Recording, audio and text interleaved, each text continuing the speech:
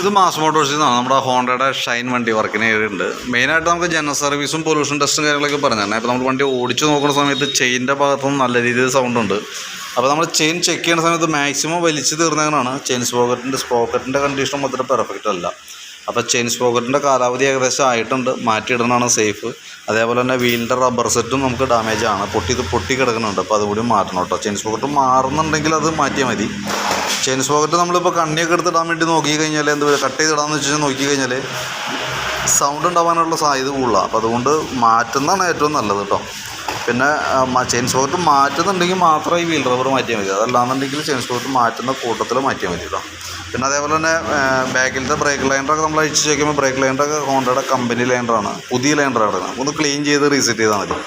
പിന്നെ നമ്മളത് അതേപോലെ തന്നെ നമുക്ക് അതിൻ്റെ എയർ ഫിൽറ്ററിൻ്റെ ഭാഗം നമ്മൾ ചെക്ക് ചെയ്യുന്നുണ്ട്. എയർ ഫിൽറ്റർ ചെക്ക് ചെയ്യുമ്പോൾ എയർ ഫിൽറ്റർ വലിയ പഴക്കമൊന്നും ആയിട്ടില്ല. നമുക്കൊന്ന് ക്ലീൻ ആക്കിയിട്ടൊന്ന് റീസെറ്റ് ചെയ്താൽ മതി.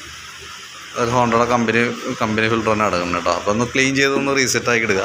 ബാറ്ററിയുടെ വോൾട്ട് കാര്യങ്ങളൊക്കെ ചെക്ക് ചെയ്യുമ്പോഴും ഓക്കെ ആയിട്ടാണ്, ക്ലിയർ ആയിട്ട് തന്നെ കാണിക്കണം കേട്ടോ. അതേപോലെ തന്നെ എഞ്ചിൻ ഓയിൽ നമ്മൾ മാറുന്നുണ്ട്. പിന്നെയുള്ള നമുക്ക് ഫ്രണ്ട് സൈഡിലേക്ക് വരുമ്പോഴത്തേക്കും ഫ്രണ്ട് ബ്രേക്കിൻ്റെ കേസൊക്കെ നമുക്കൊന്ന് ബ്രേക്ക് പാഡൊക്കെ ഒന്ന് അഴിച്ച് ചെക്ക് ചെയ്യാനുണ്ട്. ബ്രേക്ക് പാഡൊക്കെ നമുക്ക് അത്യാവശ്യം ഉപയോഗിക്കാനുണ്ട്. അപ്പോൾ നമുക്കൊന്ന് ക്ലീൻ ചെയ്തിട്ട് കാലിപ്പറിൻ്റെ ഈ ബ്രാക്കറ്റാണ് മെയിനായിട്ടൊക്കെ ടൈറ്റ് വരാം.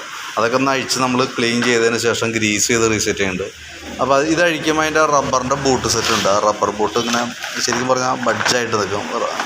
അപ്പോൾ അതൊക്കെ ഒന്ന് ചേഞ്ച് ചെയ്തതിന് ശേഷം നമുക്ക് റീസെറ്റ് ചെയ്യാം.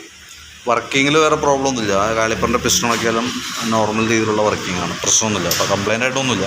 പിന്നെ അതുപോലെ തന്നെ നമുക്ക് അതിൻ്റെ സ്പാർക്ക് പ്ലഗിൻ്റെ ഭാഗം നമ്മൾ ചെക്ക് ചെയ്യുന്ന സമയത്ത് സ്പാർക്ക് പ്ലഗും നല്ല പ്ലഗാണ്, ക്ലീൻ ചെയ്തിട്ടാൽ മതി. പിന്നെ എയർ ഫിൽറ്ററിൻ്റെ കൂട്ടത്തിൽ തന്നെ നമ്മൾ പ്ലഗും മാറ്റിയേക്കേണ്ടതാണ് കേട്ടോ.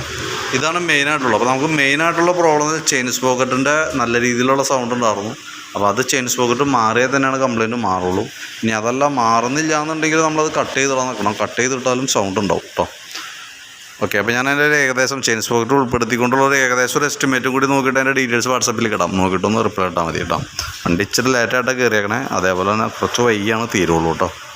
ഓക്കെ.